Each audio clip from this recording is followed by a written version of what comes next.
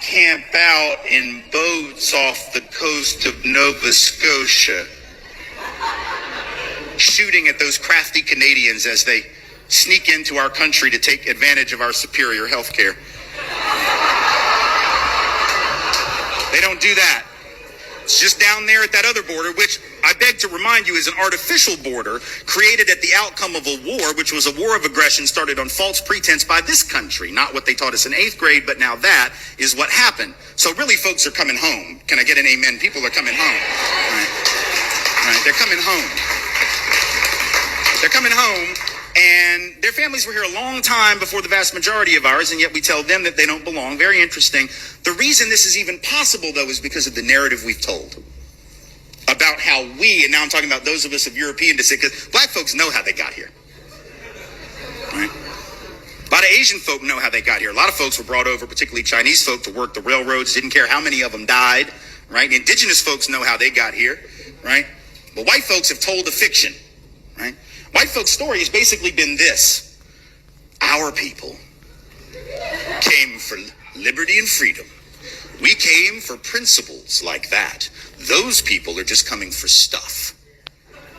Right? That's what we say in so many words. We came for principles. They're coming for stuff. Let's clear this up. We did not come for liberty and freedom.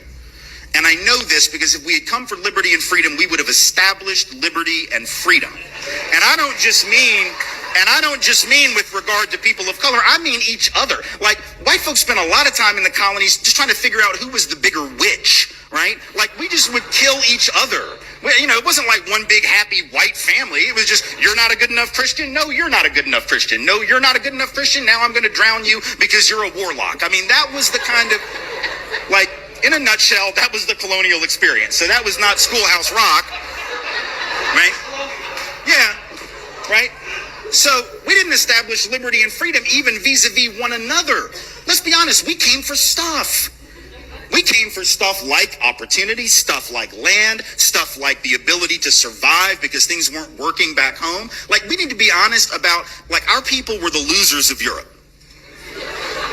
And I don't mean that, I'm not trying to be judgmental or harsh. I'm just being honest. Like when Donald Trump says Mexico's not sending their best. Okay, you think England sent their best? The hell? Like,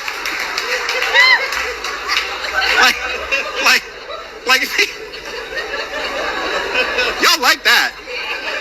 Look, the people say, my family came over on the Mayflower. All right, shh.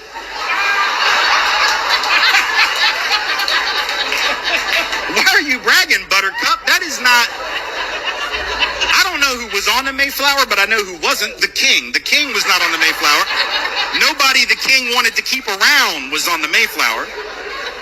But we have this fictional narrative. It's almost like we believe sometime around 1642, there was a British father somewhere in England that got his family together around the fireplace in the morning and said, all right, here's the thing.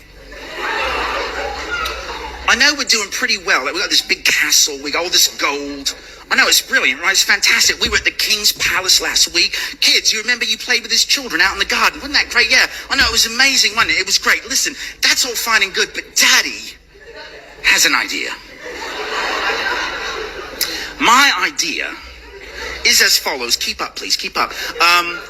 Gather all your things. Not all of your things. We have a lot of things because we're doing really well. We're rich. We're powerful. Just gather up like a basket full of stuff, and we are going to get on a big boat. And by that, I mean a rickety old ship. Like, I don't even know if it's seaworthy. Like, it might sink.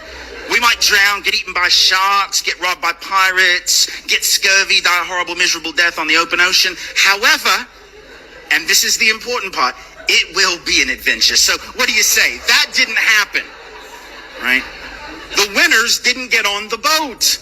The winners had no reason to leave. And you know what? There's no shame in that. There's no shame at all in having been the losers. In fact, let me tell you something. There's something quite beautiful about the losers saying, we're done with losing and we're going to rebel against that and try to carve out a new life. But you know what? It's every bit as beautiful when folks in Mexico do it, and Guatemala do it, and Sri Lanka do it, and Vietnam do it, and Nigeria do it.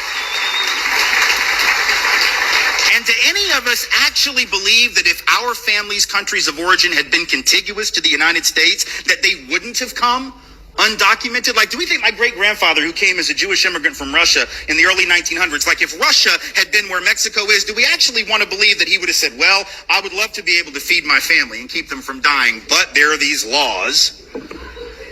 No. He would have done what he had to do. So this whole thing about documented and undocumented is this artificial narrative too. First of all, who's documented and who's not is the result of laws passed by people in power. It has nothing to do with inherent morality or ethics. It has to do with power, straight power relationships. And any of our families would have done this